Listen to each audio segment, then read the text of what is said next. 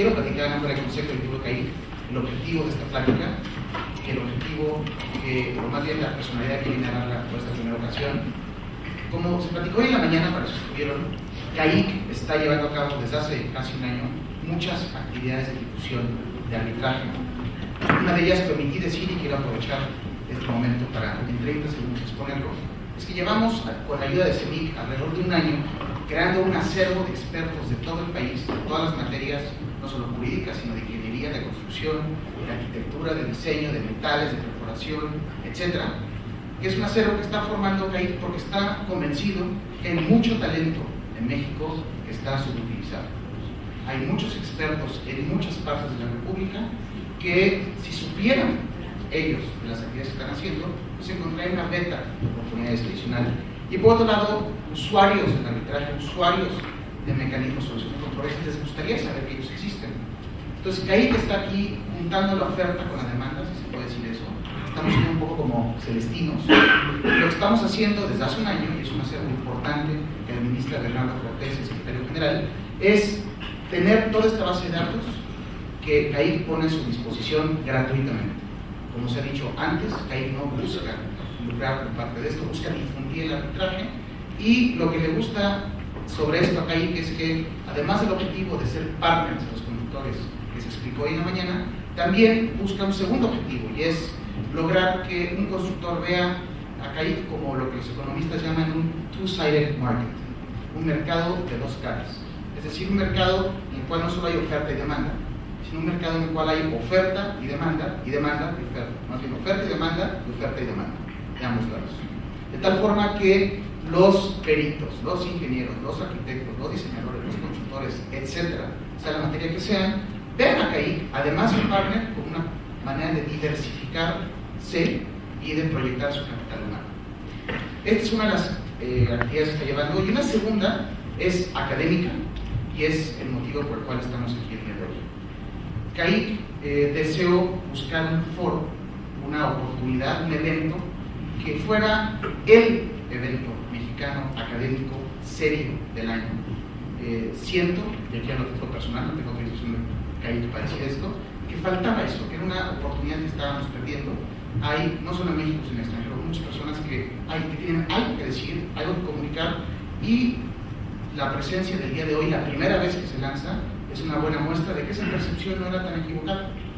Y para mandar el mensaje correcto de lo que se buscaba con la conferencia que estamos organizando, se pensó largo y tendido el Consejo CAIC cómo bautizar Conferencia de CAIC, y se decidió que sería bueno escoger el nombre de una persona que su vida profesional y personal encarnara una serie de virtudes que queremos aplaudir, reconocer, recordar y fomentar. Y se trata de una persona que sea excelente, que cuyo solo nombre evoque en todos los que lo conocieron, los que lo conocen, el sentimiento de excelencia, el sentimiento de lo que es ser un gran hombre, un gran intelectual, una gran persona que le extendió a muchos estar aquí la mano para acercarse al tema de arbitraje, entre otros. Y después de un arduo proceso, el Consejo Directivo decidió que esa persona que comunicaba estos ideales en una sola palabra, que es su apellido, era don José Luis Siqueiros. Entonces, una manera de honrarlo ad perpetuum es bautizar esta conferencia, la Conferencia Magistral don José Luis Siqueiros. Quiero comunicar el proceso que se seguirá a partir de ahora. Y es cada año, cualquier persona es bienvenida a sugerir personajes que crean que reúnen el talento para estar sentado a dar esta conferencia. Tiene que ser una persona ejemplar, una persona que tenga algo que podemos aprenderle, una persona que tenga algo que decir, tiene que ser una persona sobresaliente en la materia que va a hablar, que no tiene que ser arbitral. Cuando hablo en francés, nunca digo lo que quiero, sino siempre lo que puedo. And giving a lecture of the importance of the Siqueiros lecture, today I want to say what I mean. And I know that this audience will understand without difficulty, so I can. Recently, I've had the experience of giving disagreeable lectures where I know that everybody in the audience more or less disagrees with me, and there is sort of a tumultuous reception at the end when people explain why I'm all wrong, and that is great fun. I haven't really been able to think of today how I could turn this subject into something that would be disagreed on in the sense of irritating people or provoking people into disagreeing. But one can't always have one's way.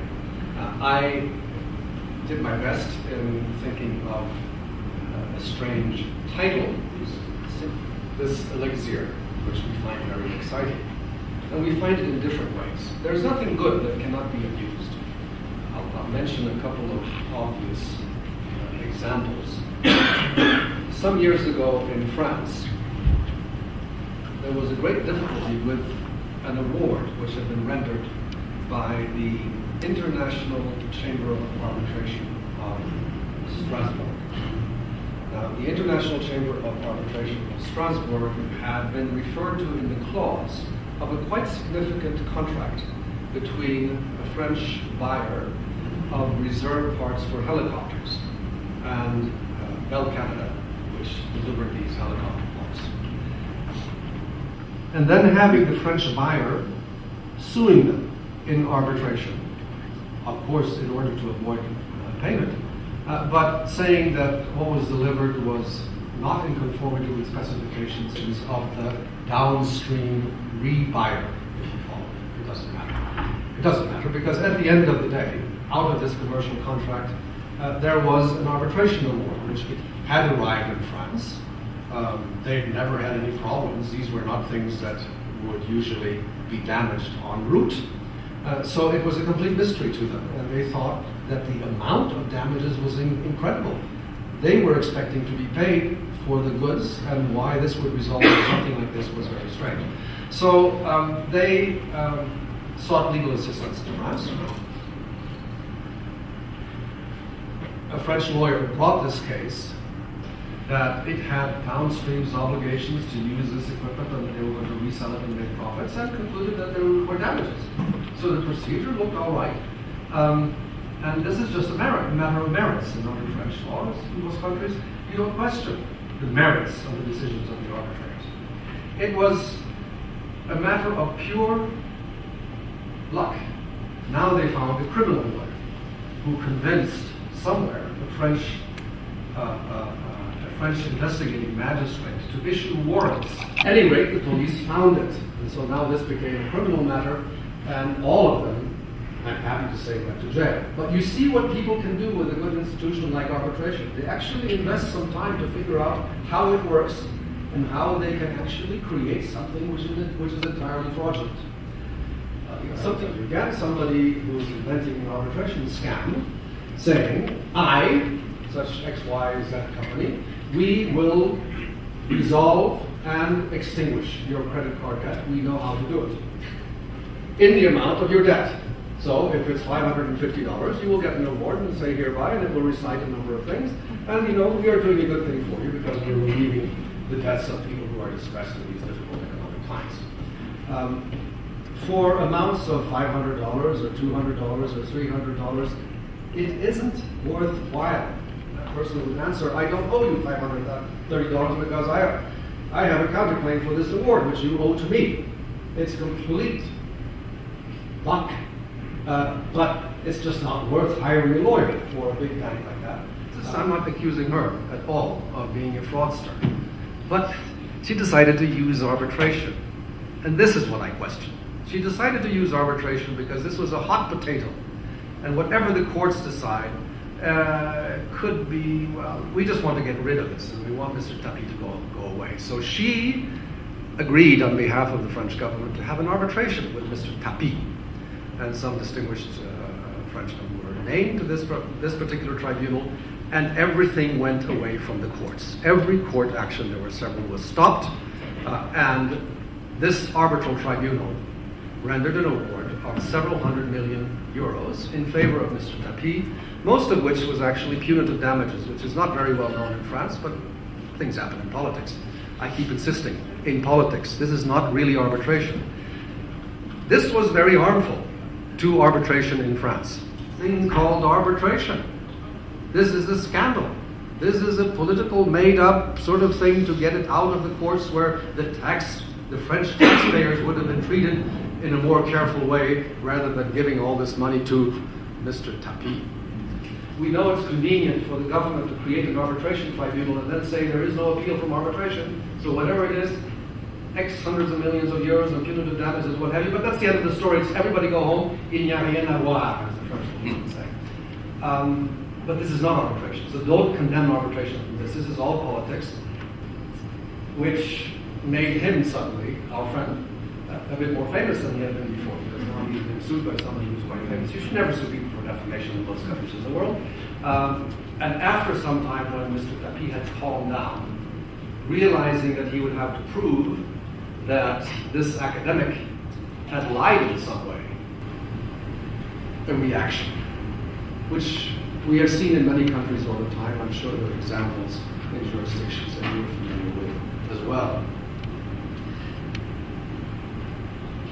We can still read the works of authors from centuries ago, millennia ago, with great profit. We don't read them historically. We read them and we understand political questions and political philosophy better because we stand on the shoulders of these giants in the 19th century. These are of no use to us today. But the important questions always remain the same. This is a problem which I think an increasing number of people are beginning to realize, that there is a danger of arbitration becoming a victim of its, but arbitration was in its infancy. Arbitration had to prove itself. Arbitration had to engage with those who might wonder what it was and ask fundamental questions. So, who were there at the first ICCA conferences? Government officials, senior executives of large corporations who had an interest in all this, was wondering where it's going, were concerned about the void. There is nothing. There is no international court of commerce that has general jurisdiction over commercial things. So this was something we were very interested in. And the discussion, and of course, private lawyers and academics, perhaps more academics than private lawyers, because there weren't very many people who could stand up and say, I've done lots of international arbitrations, because there hadn't been. It's not all that long ago. What happened at the conference was very different from what happens these days.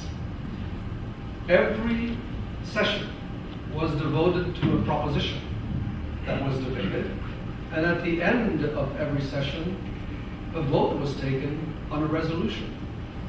What do we, meeting here today, who are we? We don't know. We're just the people who happen to be meeting here, and what we say is worth whatever people think of what we say in our resolutions. But every proposition then came to a kind of resolution and was worded as a proposition in the interest of the international community. Session number 1 was chaired not by an arbitration specialist, I'm not sure there were any at that time, not by a practicing lawyer. It was chaired by the first president of the French Cour de Cassation, who had an idea. And he called this idea the autonomy of arbitration clauses. And he proposed, because he'd been seeing this, and he was wondering if it wouldn't make sense to consider that when the parties sign a contract, in fact they sign 2 contracts, and the arbitration clause, you know, this is severable. But the point he made was that if there is a great consequence to this concept of the severability of the agreement to arbitrate and this substantive commercial agreement, if there was a great consequence to this separation, wouldn't it be foolish to create a great premium to those parties who were clever enough every time they signed a contract to have a 40-page contract and then a one-page contract on the side? And the one-page contract is the arbitration clause, which is not called a contract. Surely that is elevating form over substance, said he, so let's figure out whether this separability is really important. In his conclusion, this will not be a lecture about severability, I promise you. His conclusion was that this is very worthwhile. The point I'm making is, when did we discover judicial support for the notion of the autonomy of the arbitration clauses? The great jurisprudential, this is not in any arbitration code,